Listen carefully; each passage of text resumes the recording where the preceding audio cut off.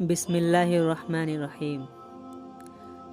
اسلامی جنتری کے 8ویں مہینے کو شعبان المعظم کہتے ہیں اور شعبان المعظم کی 15ویں رات کو لیلۃ البرات اور فارسی میں شب برات کہتے ہیں۔ اس کا دوسرا نام لیلۃ المبارکہ یعنی برکت والی رات اور تیسرا نام لیلۃ الرحمہ یعنی رحمت والی رات نام ہے۔ یقیناً یہ رات برات و نجات کی رات ہے، کیونکہ یہی وہ مبارک رات ہے جس میں اللہ تبارک و تعالیٰ کی طرف سے مومن بندوں کے لیے پروانہ نجات لکھا جاتا ہے۔ ہمارے دین اسلام میں شعبان کی 15ویں رات شب برات کی بڑی عظمت ہے۔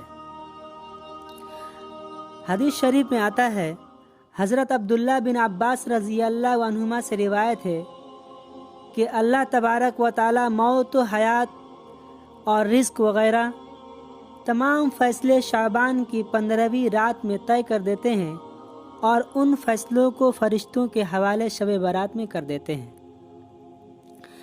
دوسری حدیث میں ہے، حضرت معاذ بن جبل رضی اللہ عنہ سے روایت ہے کہ حضرت نبی اکرم صلی اللہ علیہ وسلم نے فرمایا کہ 15ویں شعبان کی رات میں اللہ تبارک و تعالیٰ تمام مخلوق پر خصوصی توجہ فرماتے ہیں اور سب کی مغفرت کر دیتے ہیں سوائے مشرک کے۔ مشرک وہ شخص جو اللہ تبارک و تعالیٰ کی ذات اور صفات کمالیہ عالیہ میں کسی دوسرے کو شریک کرتا ہوں، جیسے زندگی دینا، موت دینا، بارش برسانا، رزق دینا، صحت دینا، بیماری دینا وغیرہ۔ ان چیزوں میں اللہ تبارک و تعالیٰ کے ساتھ کسی اور کو بھی شریک کرتا ہو تو اللہ تبارک و تعالیٰ ایسے شخص کے بارے میں قرآن میں برملا یہ اعلان کرتے ہیں کہ ہم مشرک کو ہرگز معاف نہ کریں گے۔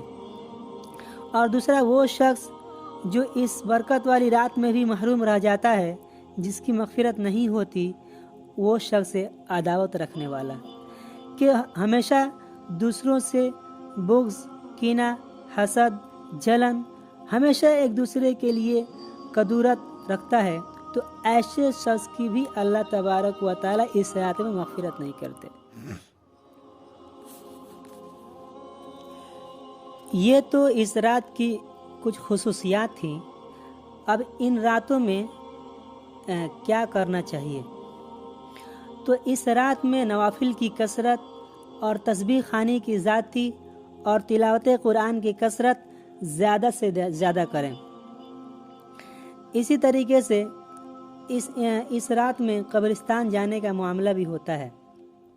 ہمارے دین اسلام میں قبرستان جانا اور وہاں مدفون مرد و عورت اور شہداء کے لیے ایصال ثواب اور دعائے مغفرت کرنا مستحب ہے۔ احادیث مبارکہ میں قبرستان جانے کی اجازت موجود ہے۔ چنانچہ حضرت بریدہ رضی اللہ عنہ سے مروی ہے، رسول اللہ صلی اللہ علیہ وآلہ وسلم نے ارشاد فرمایا، میں نے تمہیں ابتدائے اسلام میں قبروں کی زیارت سے منع کیا تھا، لیکن اب تم ان کی زیارت کیا کرو۔ قبرستان جانے کی حکمت و مقصد کیا ہے؟ مقصد موت کی حقیقت اور دنیا یعنی مال و دولت، کھیت کھلیان، زمین و جائیداد اور اولاد خاندان کی بے وفائی، بے وقعتی و بے وفائی پر کامل و مکمل یقین ہو جائے اور آخرت کی کامیابی کے لیے زیادہ سے زیادہ اعمال صالحہ کرنے کی ترغیب ہو۔ جب قبر کے پاس سے گزر ہو یا وہاں جاؤ تو ان کو سلام کرو۔ یہ حدیث مبارکہ سے ثابت ہے۔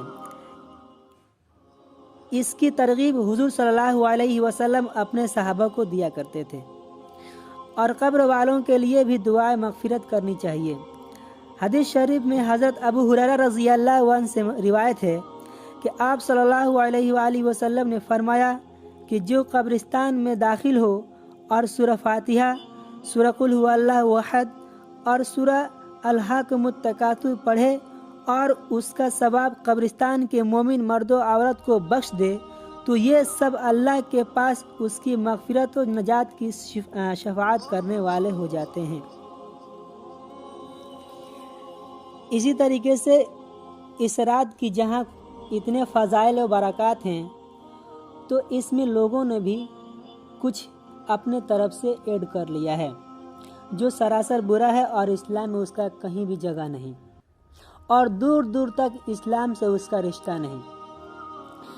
जाहिर सी बात है कि इस रात के इतने सारे बरक़ात और कुरान की तिलावत, तस्बीह का पढ़ना, नवाफिल का पढ़ना, कब्रों की ज़ियारत करना और फरिश्तों का कतार दर कतार आना और अल्लाह का खुसूसी तौर पर इस रात नज़र करम फरमाना और बख्शिश व इनामात का दरियाओं व हवाओं की तरह बहना, ये शैतान को कब गवारा होता। उसने सोचा कि इसकी हकीकत को तो सिरे से ख़त्म नहीं किया जा सकता, तो क्यों न इसमें कुछ मिलावट कर दी जाए। और हुआ भी ऐसा। उसने लोगों के इन आमाल में जो आज के इस रात में किया जाता है उसने मिला दिया। और वो कौन कौन से आमाल हैं जो इन रातों में नहीं करना चाहिए लेकिन इंसान उसको करते हैं, जिसको शैतान ने ऐड किया है, जो कि बुरा है और इस्लाम से उसका दूर दूर तक रिश्ता नहीं है। वो चंद ये हैं, उनमें से एक है इस रात को नए लिबास पहनना और ईद का दर्जा देना, जो कि दुरुस्त नहीं, क्योंकि हुजूर सल्लल्लाहु अलैहि वसल्लम ने फरमाया इस्लाम में सिर्फ 2 ईदें हैं, ईद उल फित्र और ईद उल अज़हा।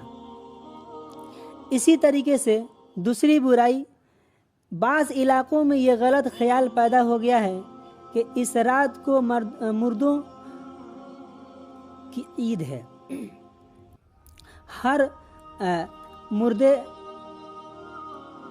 हर रूहें इस रात अपने घरों में आती हैं, इधर उधर घूमती हैं। ये ख्याल करना सरासर इस्लाम के मुखालिफ है। ये नज़रिया बातिल व बेकार है। इसी तरीके से तीसरी बुराई, शब बारात के रसूम में से एक रस्म हलवा पकाया जाता है। वो भी किस्म किस्म के मुख्तलिफ पकवान पकाया जाता है, जैसे पूरी, दोस्ती रोटी, पराठे, पुलाव, जर्दा, खिचड़ा, मालीदा वगैरह वगैरह तैयार किए जाते हैं। जब लोगों से पूछा जाता है कि तुम ये क्यों करते हो, तो कहते हैं कि जब हुजूर सल्लल्लाहु अलैहि वसल्लम के दंदाने मुबारक शहीद हुए तो आप सल्लल्लाहु अलैहि वसल्लम ने हलवा तनाउल फरमाया था। अल्लाहु अकबर। जबकि नबी पाक सल्लल्लाहु अलैहि वसल्लम का दंदाने मुबारक शहीद होने का वाक़या सन 3 हिजरी में, वो भी शव्वाल में पेश आया था।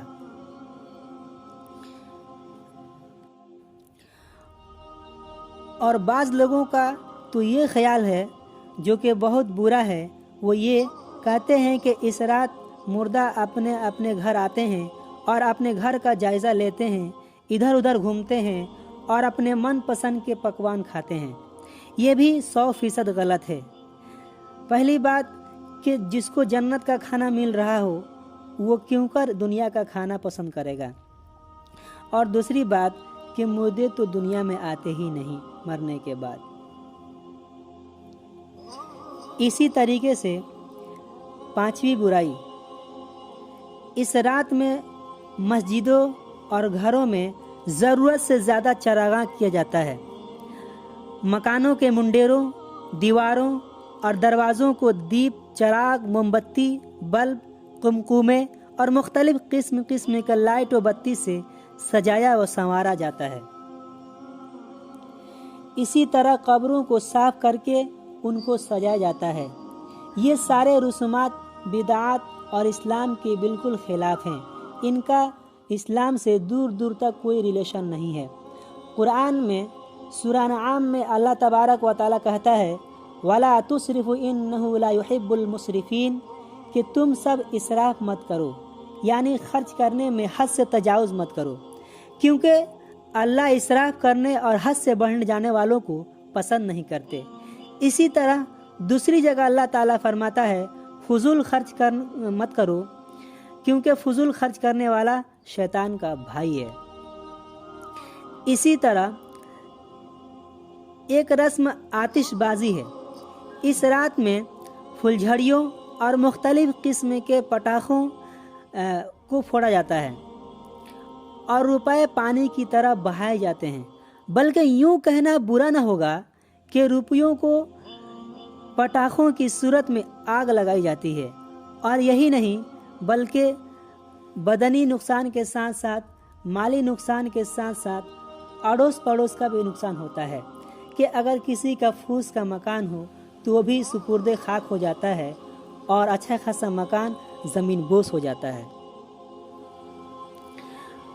तो ये सारी बुराइयां हैं। तो जिस रात में अल्लाह तबारक व तआला का फजलो करम हो, फरिश्तों का कतार दर कतार उतरना हो और अल्लाह तबारक व तआला की तरफ से यह ऐलान आम हो कि है कोई मगफिरत मांगने वाला जिसकी मगफिरत की जाए, है कोई रोज़ी मांगने वाला जिसकी रोज़ी दी जाए, तो इन रातों में बजाय इस चीज़ की तरफ तवज्जो देने के इंसान अपने नामा आमाल में बजाय इसके कि अपने नामा आमाल की गुनाहों को ख़त्म कराए, उसमें और गुनाहों का इजाफा करा लेता है। इसी तरीके से कहीं कहीं ऐसा भी होता है कि जलसे मुनाकिद कर दी जाते हैं इस रात में और देगे चढ़ा दी जाती हैं। लोग जलसे सुनते हैं, खाते हैं और रात इसी तरीके से कट जाती है, जो कि ये भी सही नहीं। इसलिए कि ये रात तो तन्हा इबादत करने की रात है और अल्लाह तबारक व तआला की रहमत बिल्कुल लूटती रहती है, जो हर इंसान के लिए ज़रूरी होता है कि उसको अपने अपने झोली में जितना चाहे उतना समेट ले। तो इन रातों में तन्हा इबादत करे, तन्हा कुरान पढ़े, तन्हा तस्बीह पढ़े, तन्हा नवाफिल पढ़े और ख़ुद अपना हाथ उठाए और अल्लाह तबारक व तआला के दरबार आलिया में अल्लाह तबारक व तआला से दुआ गो हो और फिर अल्लाह तबारक व तआला से गिरिया वजारी करे और अपनी भी अपने मुर्दों को भी अल्लाह तबारक व तआला से बख्शवाए और दुआ करे अल्लाह तबारक व तआला से।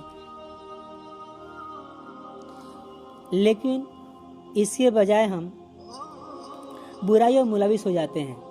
अल्लाह तबारक व तआला हमारी हिफाजत फरमाए और हमें नेक अमल करने की तौफीक अता फरमाए और शैतान के दज्जाल मकर फ़रेब से हम बचने की तौफीक अता फरमाए। अल्लाह हम सब को सीधे रास्ते पर चलने की तौफीक और रफ़ीक अता फरमाए और नेक साले अमल करने की तौफीक अता फरमाए। अल्लाह तबारक व तआला हमारे गुनाहों को बख्श दे और हमारे मुर्दों को भी बख्शिश अता फरमाए।